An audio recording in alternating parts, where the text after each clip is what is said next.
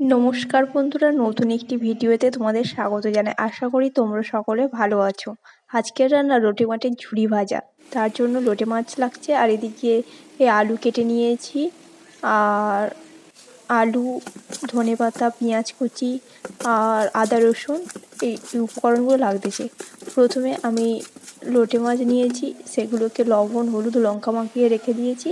আর আদা রসুন বাটা এবং পেঁয়াজ একটা পাতিলে নিয়েছি। প্রথমে তেল গরম হয়ে গিয়েছে, কড়াইতের মধ্যে পেঁয়াজ এবং আলুটাকে দিয়েছি, দিয়ে ওর মধ্যে লবণ দিয়ে দেবো, দিয়ে আলু ও পেঁয়াজটাকে ভালো করে ভেজে নেব। আলু ও পেঁয়াজ ভালো করে ভাজা হয়ে গেলে তারপরে ওর মধ্যে রসুন বাটা দিয়ে দেবো। রসুনটাকে ভালো করে ভেজে নেবো, রসুনের যাতে কাঁচা গন্ধ না থাকে। রসুনটা ভালো করে ভাজা হয়ে গেলে ওর মধ্যে আদা বাটা দিয়ে দেবো। আদাটাকেও ভালো করে ভেজে নেবো, আদা যাতে কাঁচা গন্ধ না থাকে তার জন্য আদাটাকে ভালো করে ভেজে নেবো। আদা ও রসুন ভালো করে ভাজা হয়ে গেলে ওর মধ্যে মাছগুলো দিয়ে দেবো এবং ধনেপাতা দিয়ে কিছুক্ষণ নেড়ে নেবো। নিয়ে সামান্য পরিমাণে জল দিয়ে দেবো, বেশি জল দেওয়া যাবে না।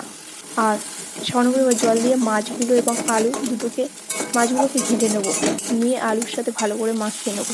নিয়ে এইভাবে ভাজতে হবে, ভালো করে ভেজে জলটাকে শুকিয়ে নিতে হবে। এবং জলটা শুকিয়ে গেলে ভালো করে ভাজা হয়ে গেলে ওর মধ্যে গরম মশলাগুলো দিয়ে দেবো, দিয়ে কিছুক্ষণ নেড়ে ছেড়ে নিলে তৈরি হয়ে যাবে লোটে মাছের ঝুরি ভাজা। এখানে আমার ভিডিওটা শেষ করি। এই ভিডিওটা কেমন হয়েছে তোমরা কমেন্ট করবে।